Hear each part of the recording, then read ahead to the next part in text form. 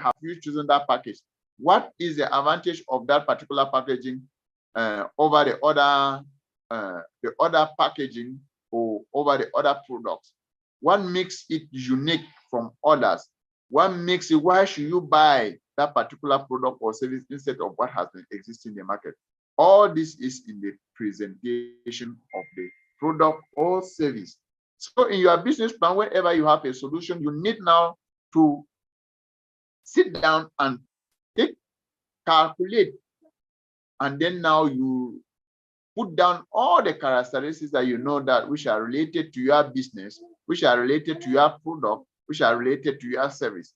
When you put these characteristics down, you try to look at the challenges of these characteristics and how you can overcome these challenges, and then you present them during your product and service, because it is these characteristics and the strength of your characteristics that makes people to buy. So when an investor will come and hear that you are providing a product to them in the market, and that product also is already existing in the market, what they will be interested in is what makes your own product different. Yes, we have rice in the market, for instance, but when we have rice, we know about our ndop rice, we know about imported bijou rice, we know about all forms of rice in the market, but each rice has its strength. So now when any investor is coming in with to buy rice or to invest in rice, and you say you are introducing a new brand of rice in the market, they come to look at the strength of the rice you are introducing in the market over the other. Is it that it will consume less energy, like firewood, gas?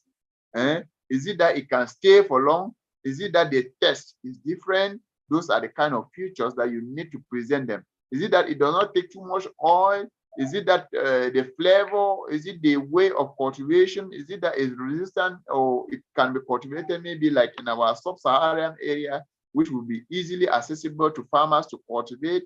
Those kind of things. When you are introducing that kind of product in the market, you need to look at the character and the strength of the characteristics with respect to other competitive products. At that particular point, when you do it, it can also take you close to about 2 to 3 pages to present your product or service and its unique features. Then thirdly, in the definition of entrepreneurship, we define, Sean Peter defined entrepreneurship as identifying an opportunity and putting together a strategic team so that they can achieve this objective or the goals. So one thing in entrepreneurship that is very important is team building. Entrepreneurship doesn't need any kind of team. You need to have a very strong, dynamic, and strategic team that are ready to sacrifice to ensure that that product or service is produced, and all those unique descriptions which we are explained are well implemented and respected. So now, for you to succeed in getting a team, you need first of all to know what are the qualifications that I need to have and what are the qualifications that my team members need to have. It is very, very important. You cannot go, somebody cannot create what he or she does not know. You cannot create something from the air. So as an entrepreneur, you need to understand what you are struggling to introduce in the market, and you need to have the competence and the technical know-how on how to implement it. And in case you need a team, you don't just need to look for anybody who is motivated, but you need to ask of a technical know-how of those people you are selecting to work with you as a team. So as an entrepreneur, in case you want to produce something, let's take for instance, like in the brewery industry or in food processing, you need to look for technicians who are like food processing engineer, food engineers. You need to look for those kind of people who are in the processing field, who will understand the science of processing, the science of transformation, the science of storage, etc., etc. These are the people you need to put. You don't need to just take anybody and put in your marketing field. You need to select those partners who are specialists in the marketing field to put in that department, because when you put anybody, you know that your marketing department will be sleeping. But when you put the right people at the right place, you discover that they themselves, they are going to execute what you are struggling to implement in the market.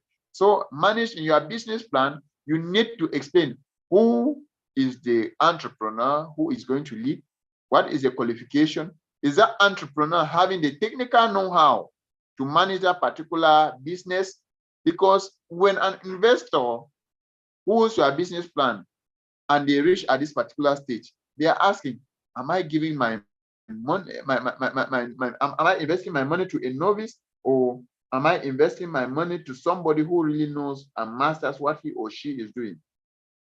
They will always look at that particular aspect about financing. Then when you finish, you go to your administrative team. Who are the team members of this my particular person, potential my potential partner? Are the people, the colleagues, or are the working partners? Are they experts in this particular field? What is their CV? Do they have experience in this field? Are all of them novice, or they are people who have experience in it? Have they ever done this before? Have they ever done something similar to this? And if they did, what were their strengths and what were their weaknesses? What were their peak points and what were their failures? Do you think that these failures that they recorded in their past businesses will not repeat itself today? Etc. etc. So as an entrepreneur, you need to take very serious note of the management team so that you can put the best human resource mix that is able and ready to deliver the right resources and manage the resources very well so that they can be able to meet up with the organizational objectives. 4 to 6 components of a business plan. Continuation. Then now you need to do what we call the industrial market analysis. So who is going to be your customer? When you're getting into a particular industry, you need to find out who are those particular people who consume this my particular product or service that I'm going to introduce in the market. Are they the young? Are they the old? Are they the villagers? Are they those in the city? Are they those in the semi-urban areas? We call this customer analysis. Are they civil servants? Are they the poor? Are they farmers? Who are these particular people? When you are able to identify who your customer shall be, that is where you can produce a good, unique product that is able to satisfy them. But if you just produce a commodity which is just vague and you don't know where, when, how, and the rest, you discover that it's going to be blocking you because you might overproduce, thinking that that is that's where the bulk of population or customer is, and it happens that it is not there. Then second is your competitors. When you are introducing a particular product in the market, ask yourself, have somebody ever provided this product in the market? What is the person's experience? What is the person's competitive strength? Am I able to compete with this person? What are the weaknesses? How can my own product play over his weaknesses so that it can take over this particular industry or over his own product? So you need to analyze. If you now in Cameroon, you are struggling to do processing in the brewery sector, you need to take into consideration what Brasseries is doing, what Guinness is doing, what Kaji is doing. If you want to stay relevant in the market, you need to produce a product which is superior than what is being produced by these particular companies before you can stand. You need to also regularize your price in such a way that it will be able to compete with these particular people. So that is what you need to do. You need to analyze your business plan. Somebody reading your business plan, after reading, the person should go exactly and who your customer. After reading, the person should be able to identify all your competitors and what makes you different, your strength over these competitors. It is in this industrial market analysis. Then secondly, we have the industry. Which industry are you to invest in? Is it in the educational industry? Is it in the agricultural industry? Is it in transport industry, etc.? When you identify your industry, you know the best time to introduce your product. If you are investing like in the agricultural field and their product is a product that comes during rainy season, when you analyze that is when you master the industry and you know when the particular input is needed in that particular industry. And you know now when you can now introduce that product in the market, when you can launch a campaign, where you can launch an advert, and when you can get many customers. Then we have geography. You need to understand where you are situated.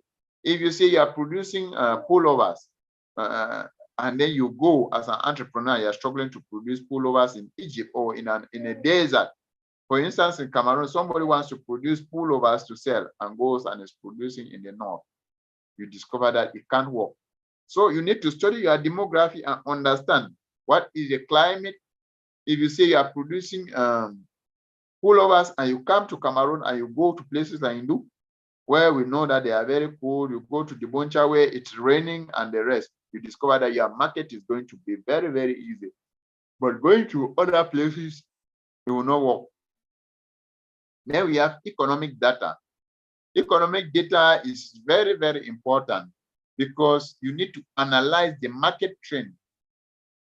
There are some products that as time is going on, people are getting out of it gradually, slowly but surely. So, but if you just come and you just imagine that 5 years ago, people were into this particular, let's take for instance, in our digital field, at first, we had the introduction of the CD plate, which was a VCD. The CD started with CD, the VCD, it was all over the place. Everybody was scrambling for VCD and CD. And before we knew it, DVD came, which was much powerful, which was more resistant and etc. And you discover that the market for VCD or for CD dropped. And now, thirdly, the flash came, and the flash came and took over these things, and every music now was being shared through flash. And today, people hardly use these things again. People use their YouTube, people use their Zenda and the other things to transfer information. Somebody sits with their phone and uses Bluetooth and is playing. The person does not need a flash to transfer or a memory card to transfer sounds. So you discover that in case you are coming to any market, you need to do economic data research to understand the trend. What has been the trend of that particular line? Somebody who is coming now to say he wants to produce flash need to study the rate at which the purchase of flash is dropping before producing flash to know how relevant is flash again in the market before introducing. And in case, how can you use this data to overcome this particular challenge? Those are decisions that you need to take at that particular industrial market analysis. So an investor holding your business plan should be able to identify from your market/industrial analysis who you are producing the product for, who your competitors are, your strength over the competitor, your industry, how it operates, the strengths and weaknesses of your industry, and how you can overtake this particular industrial trend, your demography, where are you producing this thing, what is the climate of the area, what is the topography, what is the nature, will that particular product or service, will it be relevant in that particular place? Geography, the same. Economic, you need to analyze economic data to be sure that the trend is still high, so that the quantity demanded should be almost equal to the quantity produced, so that to avoid wastage and dumping. Then after industrial market analysis, we have what we call operational plan. When you do all these things now, the question is what next? What next is the operational plan. You need to sit down and draw a plan from the first step to the last step. Most companies, they will have what we call operational manuals. A manual is what we define the job description of every particular person who is involved in the production process. So with the job description now, there you have the production process where they will explain to you that you are in this position, you start work at this time and you end at this time. And the procedure of starting and ending, this is the steps that you always take, which are required from you to meet up with this particular objective. That is it. That is what we call the operational plan. The moment you produce the operational manuals for each and every department and each and every staff, everybody knowing what they are supposed to do at what particular time, that is how the operational plan will be well understood. So in your business plan, the operational plan is very, very important, because through the operational plan, you will be able to determine the number of workers who are really needed, how much will truly be needed to run the particular business, because through it will have the bringing together of all the other resources, both the raw materials, both the personnel, both the machinery, to ensure that that output is produced. So the operational process is the process that determines or that is responsible for producing the final output. So as an entrepreneur in this particular aspect or point in a section in your business plan, you need to have a mastery of your field to understand how it is being delivered so that at the end you get the best result. Most operational plans of many companies are always done by consultants. Consultants are those people who have already had experience in the field and they know who can best handle what and what are the required skills needed to handle that particular position. Then after we have the organizational plan. Every organization has its management philosophy. That is very important. Each organization has its management philosophy. How are they planning to manage their personnel? Who is the highest and who is the lowest? Who should they call the top management? How can they call the top management of their institution? And what is the relationship between the top management and the other co-workers? What is it? How are they related? How are their powers limited? You as a junior staff, what is your relationship with the senior staff? Where is your power limited in this chain? That is what we call the organizational plan. Here you draw what we call the organogram of the company. In that organogram, you indicate who is who, and then how, what does it take for you to move from one stage to another, and who can occupy that particular thing. So here you discover that you have what we call the management policy of the company. Here is the work policy of every institution is developed at this particular point in time.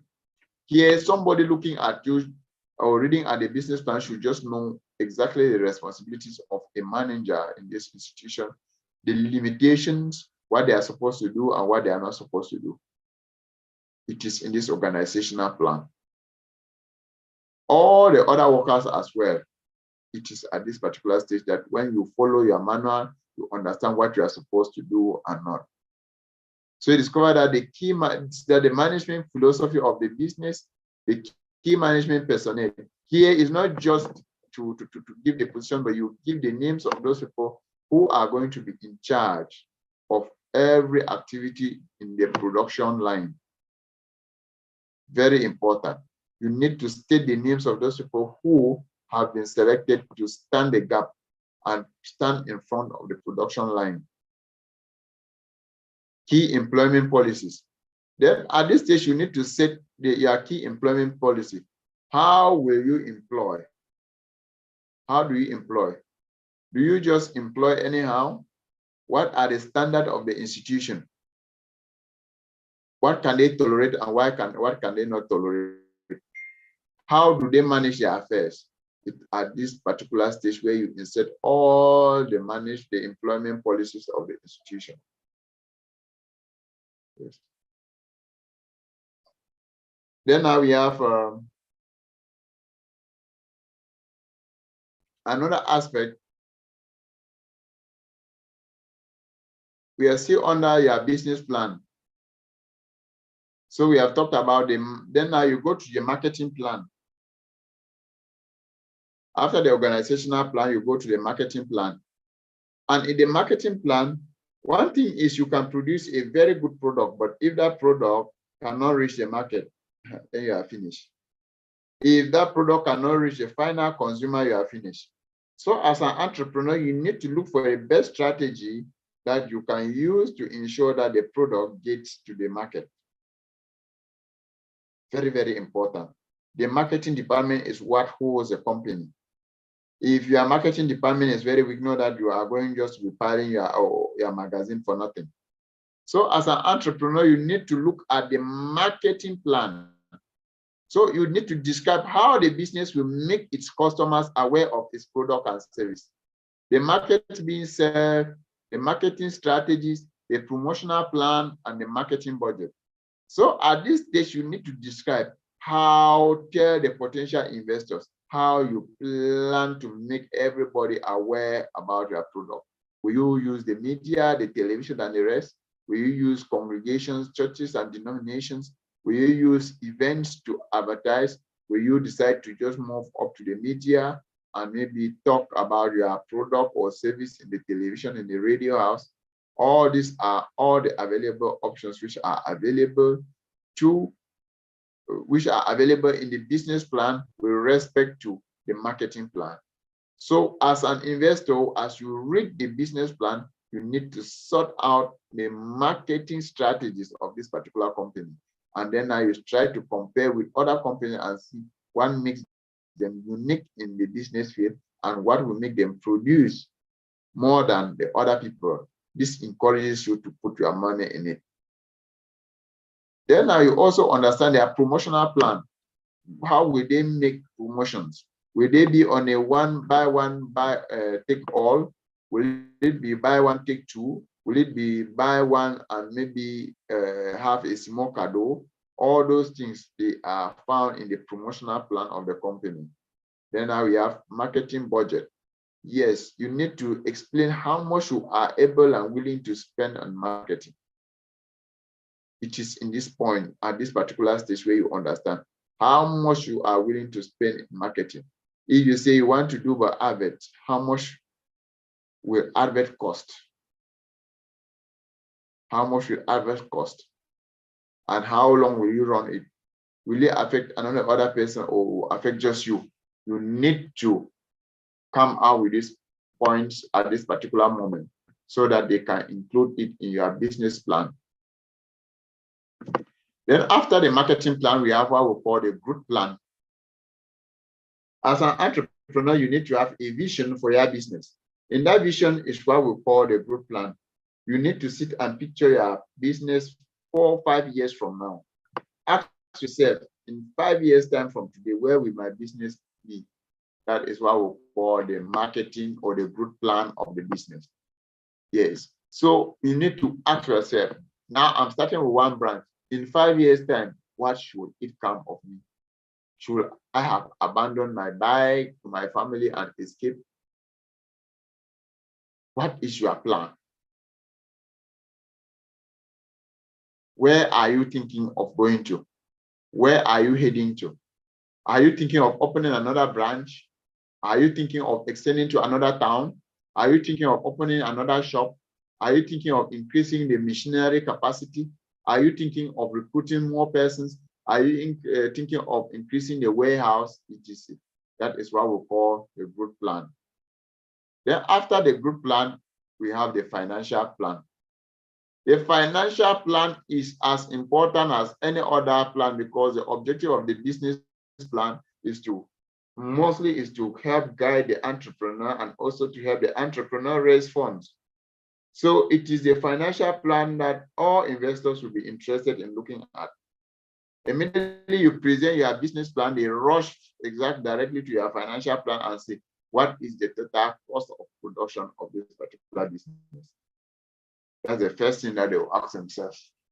And it is in this financial plan where you need to do. So this will include things like financial statement that will help forecast the future of the financial health of the business. So the financial health of the business is evaluated here. How much are you projecting to put into the business? And how much are you projecting to remove out of the business? That's the meaning of financial plan. The first year, how much do you think you can put into the business? How much do you think will be available for the running of the business? How will you pay workers and where will the money come from?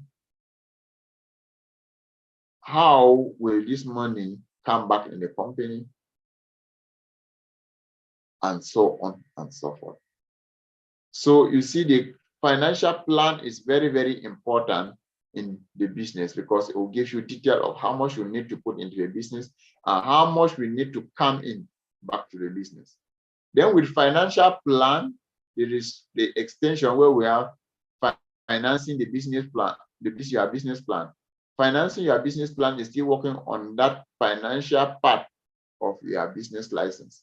Because here you need to start thinking of who is ready and willing to sacrifice to ensure that I succeed in my entrepreneurial venture.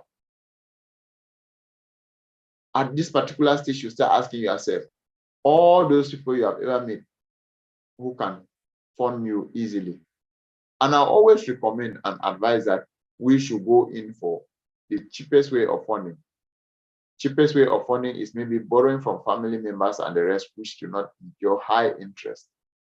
Because borrowing from other sources of finance makes you to incur very, very, very huge sums. So as an entrepreneur, try to identify, how can I raise my funds? How can I identify my potential investors? How can I contact them? How can I benefit from them? That is what you need to be thinking. So now you can be thinking of assistance from family members. There are some projects that when you want to stay, you just make the calls around, and your family people, they just help you, and everything is fine. So you can think of friends. Who are your friends? The kind of friends you have, are those friends that are ready to sacrifice, or they are just friends that will always just ignore you? How much can these friends be able to invest or sacrifice when it concerns the business of their friend or friend? So you approach them and see how many persons are willing to assist you, maybe to dash you money or to lend you money. Then now, after you have other businesses, you yourself, you can have other businesses that generate you revenue. So it is very important for you as an entrepreneur to put it here. What are other businesses that you do as an entrepreneur that gives you much money? Here, as an investor, when an investor will hold a particular CV or that particular business plan, they will be able to identify those strengths that you have and what can convince them to finance, knowing that their money will come back squarely. Then we have employees. There are some employees that they can still buy shares in the company. You can still walk up to them and advise them to invest their salary into the company. That is still under finance.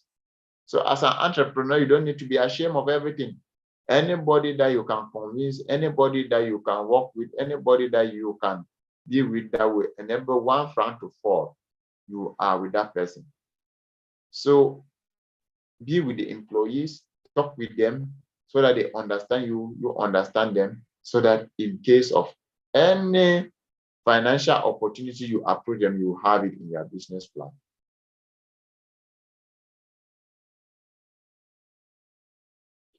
Then this other one is saying that you should contact financial agencies for loan, grants, and financial assistance. So one thing is small businesses, they all businesses, not just small business. Small business and big businesses are businesses that always require capital to function. And one of the easiest way to source capital is through bank borrowing, grants, and financial assistance. That's the most easiest way. Because grant and assistance at times come as a non-refundable fund that is coming to help. So as an entrepreneur, insert it in your business plan so that any potential investor or anybody who holds the business plan should be able to identify who are those potential financiers of this particular business. You encourage them to put their own money, knowing that as they are putting their money, it's going to easily come back, because you know that some other people have also sacrificed their money for the success of it. So in case you are putting yours, you know that it will be easy. Then now we see you can also obtain these loans from banks and credit unions and insurance company. Insurance company also, they are very, very sensitive. And now at this stage, you discover that insurance company in your financial report, they need to tell you the amount of calculated risks that you have taken and the amount of calculated risk that you or that he or she is willing to sacrifice for your business.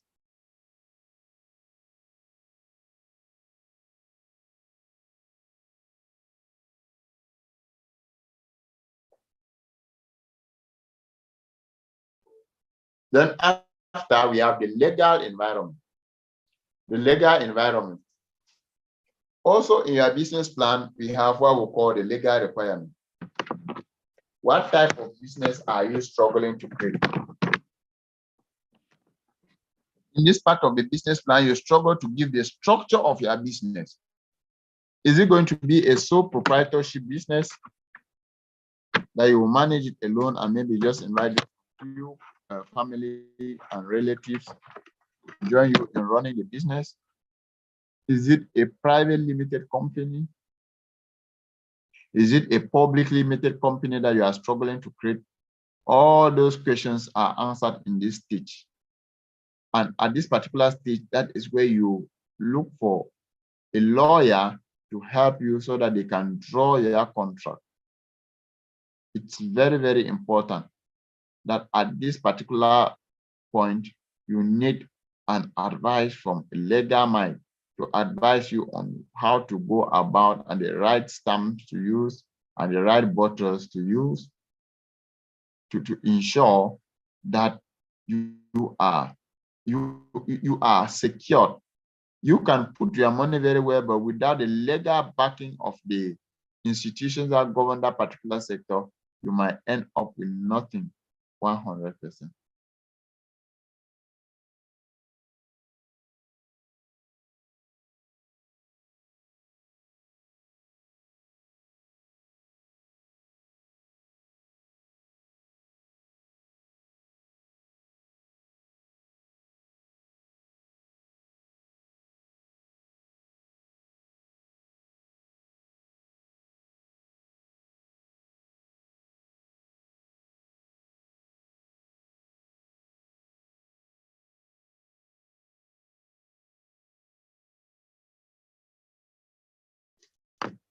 Then also,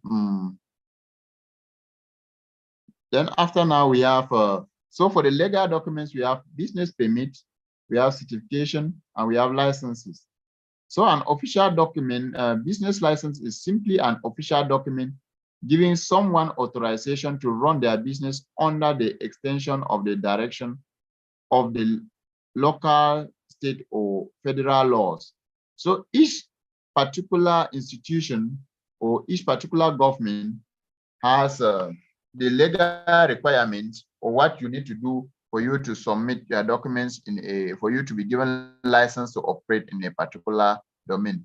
So as an entrepreneur, in your business plan, you need to mention it and you need to mention how you think you can obtain this particular status to ensure that your business is moving well. Certificate and license, all of them, it is the same thing. It depends on the nature of business. Because at times with things like real estate and the rest, they need but permits. With the other one, they want certificate of incorporation and business license, etc. Then now contracts. Every business has contracts. Contracts that they sign with customers, contracts that they sign with suppliers, contracts that they have with workers, contracts that everything is about contract. So their contract, they say the contract can either be written or spoken agreement, especially one concerning employment sales. So as an entrepreneur, you need to think about the various contracts that you can possibly need now that you are an entrepreneur. So now immediately you write this contract, you ask, what contract can you make between you and your employees? What are the terms that you need to include between you and your employees? What are those particular points that are backing you up or maybe protecting your employees? All those things are drafted and included in the business plan. Also, sales. Who can sell to you? Does a person need a contract? Does a person need to come directly? In case a person will make purchases from this person, how is payment done? Is it cash? Is it express? Is it through bank transfer or what? Those are the things that you need to mention in the business plan. In case you are renting, what is the tenancy agreement?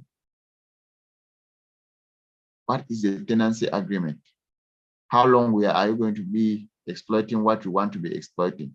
Will it be short leave? Will it be long leave? How long will it stay? Zoning laws. For zoning laws, they specify the areas in which residential, industrial, recreational, or commercial activities may take place.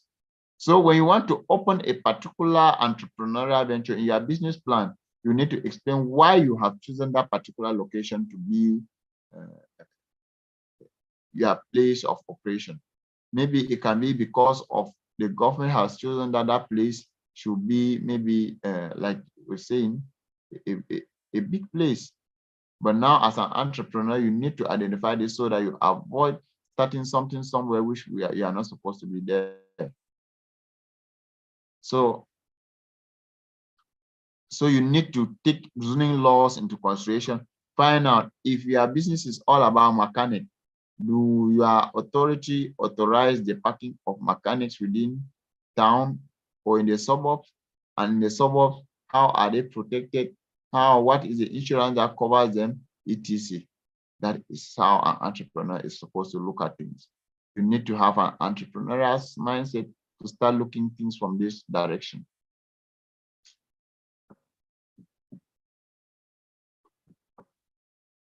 Then now we have taxes. What are the taxes which are going to be paid? The business you are struggling to impute, does it pay taxes? If it's paying taxes, to who? Is it to the central treasury? Is it to the local treasury? What are the taxes? What is the rate of taxes? What part of my disposable income can be taxed? From your analysis, when you identify your taxes that you need to pay, you present them now in your business plan and you try to propose solutions to these particular tax laws that might be affecting your business.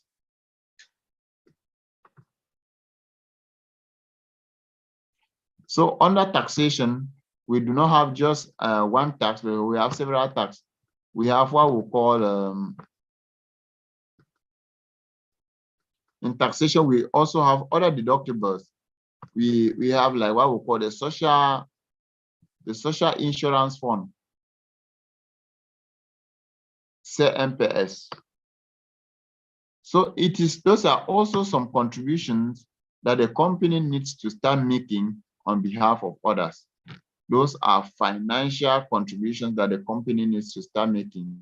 So as an entrepreneur, you mention it in your business plan, your plans, and how you are planning that you can spend maybe this amount for this particular activity to encourage the investor. So when the investor looks and see how you have devoted for taxation, for deductible, he tries to subtract it from the general productivity and see the position of the company. When it sees that it is solvent, it encourages them to put in more in that particular company or in your business venture.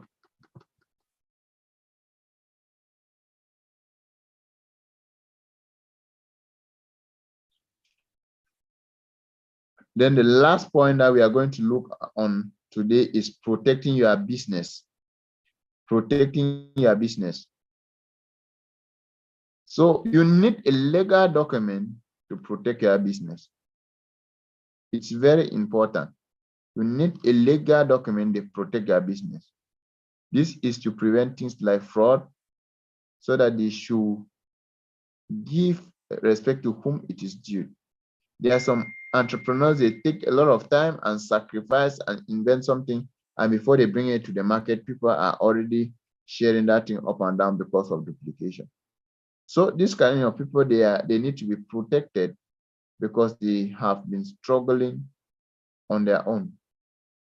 So now you need to put a trademark as an entrepreneur so that you can identify your product at any place, so that even in case they call you at any particular point in time and ask you, what is your trademark? You just answer immediately. So as an investor, when you hold a business plan, you need to focus on plan. So that is how it is. So you put your trademarks, you protect your business, you protect the name, you protect the logo of that particular business. What is a name? The name should be standard. The name should not be a name in the morning, in the afternoon, you choose another name, in the evening, you choose another name. You need to choose the name that is standard and that remains. Then now you need to choose a unique logo, a logo that anybody who is seeing that particular logo anywhere understands that this particular product has been served. Then now another one is pattern. So when you have pattern right, that your product, that your right can never be selected. So you discover that with the pattern right, you are sure and guaranteed that this product that you have introduced, nobody can interfere. You are a master of your department. You are a master of the game. So be ready to work on your logo and work on your business name. And then be ready to work on your pattern. Then we have copyright. When you read things like exercise book, you always see all rights reserved. All right reserved. Yes, this is for things like artists.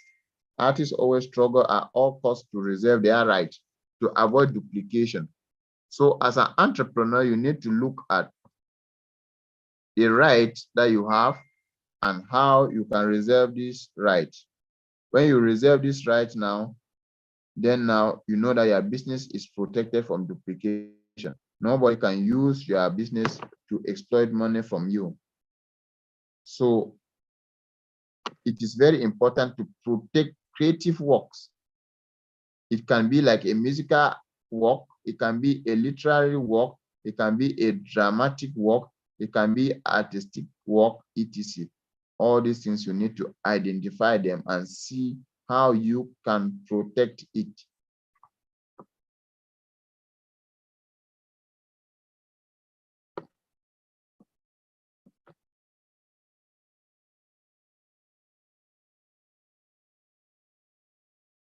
Then now, lastly, last or not the least, you need to risk it.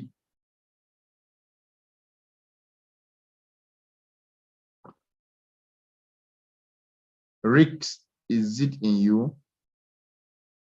So one thing that if you look at this picture, there is something, there's a good there, which if you look at that good very well, you discover that it is on a top hill on a rocky ground.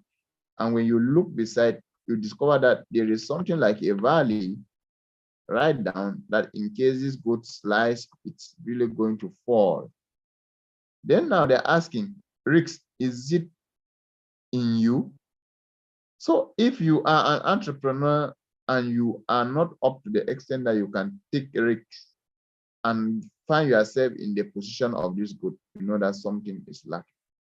So your risks might not just be like the boat that is standing, but on a hilly place that can fall at any time, but can be in terms of finance, can be in terms of time. So you see that this goat is seeing an opportunity in front of it, which is that small grass, and that goat has taken that risk to grab it. So as an entrepreneur, you need to exploit every opportunity that you have in front of you, especially like the grass that the goat is having. So now when you do like that, you need to take the necessary risks, which is financially, time, human intellect, etc. You need to put all these things together to ensure that you exploit that possible opportunity. That is what we are saying here. That risks. Are you ready to take that kind of risks? Are you ready to lose all your money for something which is just starting up? Are you ready to sacrifice your time and be moving behind something, a project that you don't yet have confidence if it will materialize or not? So that is it. So as an entrepreneur, you need to be a risk taker and you need to make good use of the risks that you have, because that risk that you have is behind that risk that opportunities are hidden. And the moment you unveil that risk, you discover the great opportunities in it and you exploit them and you make yourself much better. Okay, guys, thank you very much. It's time for questions. So far, do we have any question?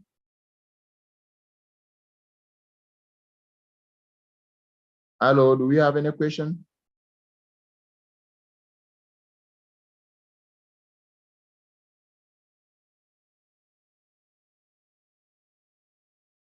Hello, are we there? You can unmute Yes, your over there. mics. So far, do we have any question? Please unmute your mics and speak now.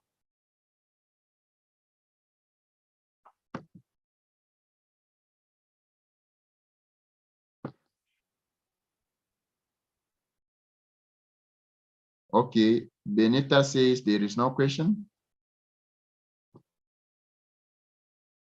Alain Chima, do you have any question?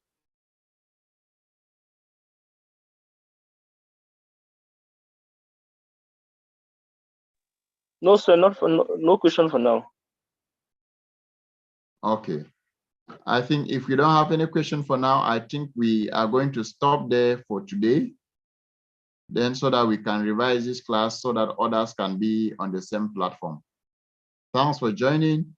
If you have any other question, even from the previous classes that we had, feel free to contact me privately or in the WhatsApp group.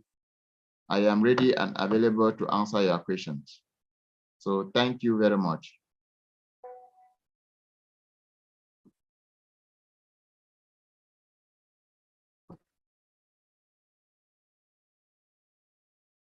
Okay, we have come to the end of our class. So I will stop the sharing now so that we should not keep those who are following from on YouTube to wait for long.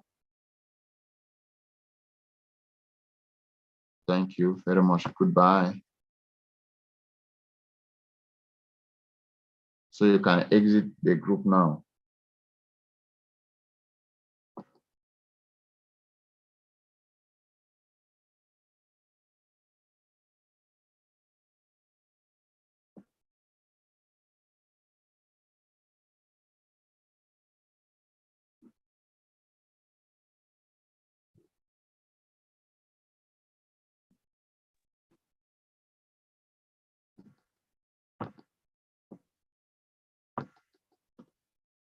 Hello, bro. We done already? Yeah.